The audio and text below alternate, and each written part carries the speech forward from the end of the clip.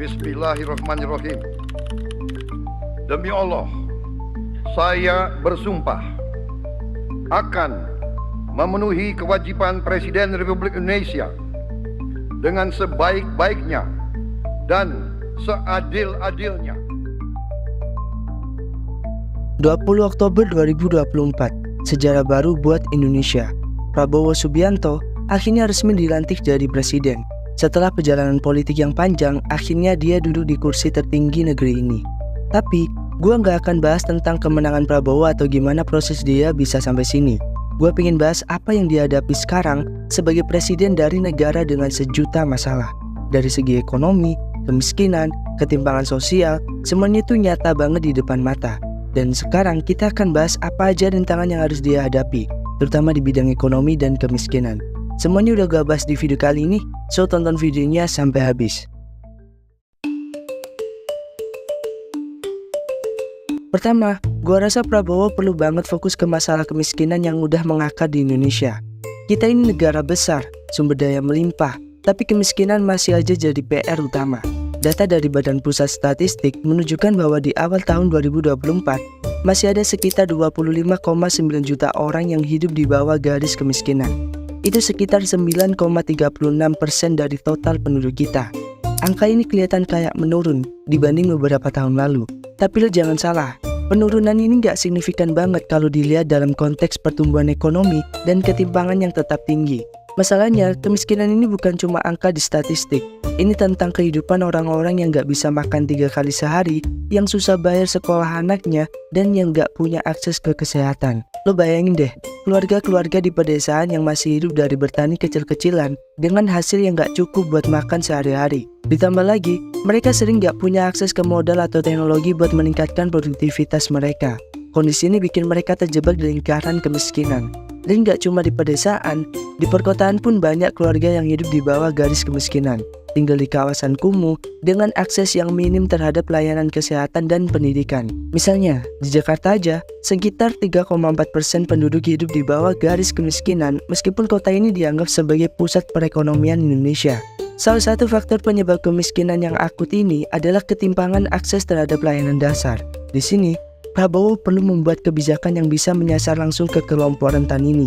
Misalnya program bantuan langsung tunai atau subsidi yang lebih tepat sasaran. Tapi masalahnya, program kayak gini seringkali terhambat sama masalah birokrasi yang ribet dan korupsi. Kita tahulah, Indonesia ini punya bonus demografi. Artinya, jumlah usia produktif kita lebih banyak dibanding non-produktif. Tapi apa artinya bonus demografi kalau lapangan kerja aja nggak ada? Data dari BPS per Agustus 2024 menunjukkan tingkat pengangguran terbuka kita ada di sekitar 5,86%. Ini artinya, hampir 8 juta orang di Indonesia nggak punya kerja. Dan lo tahu, pandemi juga bikin situasi makin buruk. Sektor-sektor kayak pariwisata, manufaktur, dan perdagangan kena dampak paling parah. Dan recovery-nya lambat banget. Terus masalah lainnya adalah mismatch antara skill tenaga kerja sama kebutuhan pasar.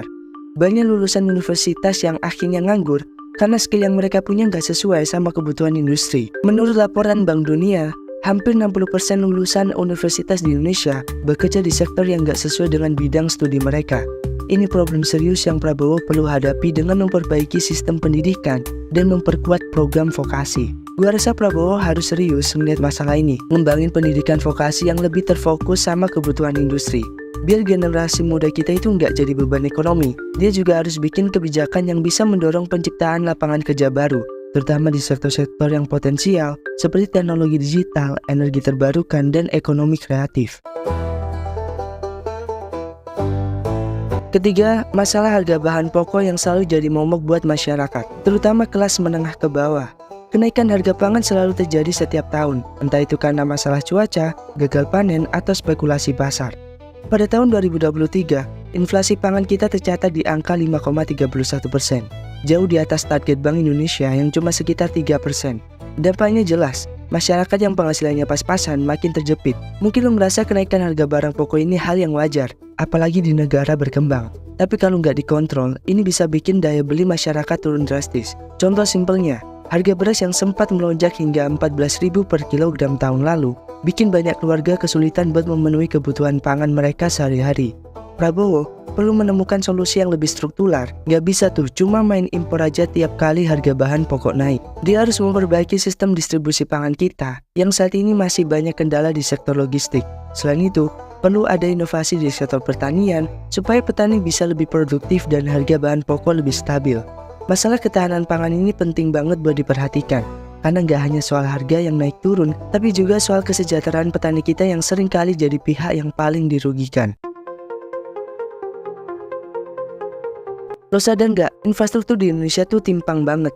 Di kota-kota besar kayak Jakarta, lo lihat tol, MRT, LRT, dan infrastruktur lainnya yang canggih.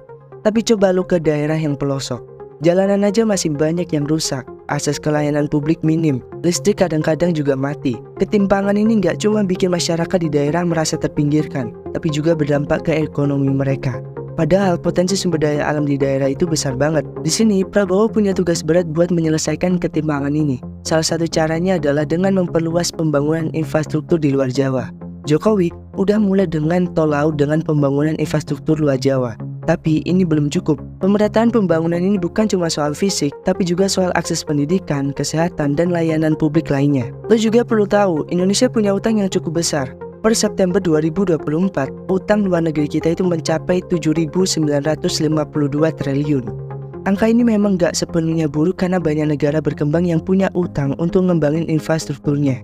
Tapi yang jadi masalah adalah seberapa efektif kita bisa membayar utang ini tanpa bikin beban baru buat masyarakat. Lu nggak mau dong, tiap tahun APBN kita sebagian besar dipakai buat bayar utang. Kalau utang ini nggak dikelola dengan baik, bisa-bisa kita terjebak dalam siklus utang yang nggak pernah selesai. Disinilah Prabowo harus pintar-pintar nentuin prioritas. Apa aja proyek yang benar-benar penting dan mendesak, dan mana yang bisa ditunda dulu. Pengelolaan utang yang baik itu penting supaya kita nggak ngorbanin anggaran buat hal-hal lain yang juga penting, kayak pendidikan dan kesehatan. Ngomong-ngomong soal korupsi, ini juga rintangan besar buat Prabowo. Gua rasa, lo semua tahu gimana korupsi itu kayak udah jadi budaya di negeri ini. Dari level atas sampai bawah, korupsi masih merajalela. Tahun 2024, Indonesia berada di peringkat 96 dari 180 negara dalam indeks persepsi korupsi, dengan skor 38 dari 100. Ini artinya, kita masih berada di zona merah. Salah satu tantangan terbesar Prabowo adalah membersihkan birokrasi dari korupsi. Ini bukan tugas yang gampang, karena kalau lo tahu sendiri, banyak banget kepentingan politik dan kekuatan besar yang bermain di belakang layar. Tapi kalau korupsi ini nggak diberantas, ekonomi kita bakal terus-terusan terhambat. Lo bayangin aja deh, anggaran buat pembangunan yang harusnya dipakai buat rakyat malah diselewengin. Ujung-ujungnya, yang rugi ya kita semua. Prabowo harus berani ngebuat reformasi besar-besaran di sistem birokrasi. Dan ini nggak cuma soal retorika anti korupsi di permukaan. Sistem pengawasan, akuntabilitas, dan transparansi harus diperkuat. KPK juga harus dibikin lebih independen lagi, biar bisa bergerak tanpa intervensi politik. Terus, peran masyarakat juga penting buat ngawasin. Gua rasa di era teknologi ini, transparansi itu harusnya lebih gampang dengan adanya digitalisasi. Setiap dana publik yang dikeluarin bisa dipantau secara real time lewat aplikasi atau platform digital, dan masyarakat bisa ikut mengawasi. Ini penting banget supaya nggak ada lagi uang negara yang diselewengin. Masalah terakhir yang gue bahas adalah ketimpangan sosial yang makin parah. Lo lihat deh, di satu sisi ada orang yang hidup super kaya, tapi di sisi lain banyak masyarakat yang susah buat makan. Data BPS juga nunjukin bahwa Gini rasio kita itu di tahun 2024 masih ada di angka 0,38. Artinya, ketimpangan pendapatan antara si kaya dan si miskin makin besar banget. Di kota-kota besar, fenomena ini kelihatan jelas banget. Ada gedung-gedung pencakar langit, sementara di pinggirannya lo masih bisa lihat kampung-kampung kumuh. Prabowo harus memperhatikan masalah ketimpangan ini, karena kalau nggak diatasi bisa berujung ke masalah sosial yang lebih besar, kayak kriminalitas dan ketidakstabilan politik. Salah satu caranya adalah dengan memperkuat jaringan pengaman sosial, biar masyarakat yang paling rentan bisa tetap bertahan. Selain itu, kebijakan redistribusi ekonomi yang lebih adil juga perlu dipertimbangkan. Misalnya nih, reformasi pajak yang lebih progresif, di mana orang kaya membayar pajak lebih besar, dan pendapatan ini bisa dialokasikan buat program-program kesejahteraan sosial. Jadi jelas banget kalau Prabowo nggak akan punya waktu buat santai. Rintangan yang dihadapi berat dan kompleks, dari kemiskinan, pengangguran, harga bahan pokok, hingga masalah korupsi dan ketimpangan sosial. Semua itu butuh perhatian dan aksi nyata. Tapi gue yakin, kalau Prabowo bisa nge-manage ini dengan baik, Indonesia bisa bangkit dan berkembang jadi negara yang lebih kuat. Tapi ya, Itu semua butuh komitmen, kebijakan yang tepat, dan dukungan dari semua pihak. Yang pasti, sebagai rakyat, kita juga punya peran buat ngejaga dan mengawasi pemerintahan ini biar berjalan sesuai harapan. Karena ya lo tahu sendirilah, masa depan Indonesia tuh ada di tangan kita semua. Kita lihat aja apa Prabowo bisa melewati ini semua. So, terima kasih udah nonton video ini. Sampai ketemu di video selanjutnya.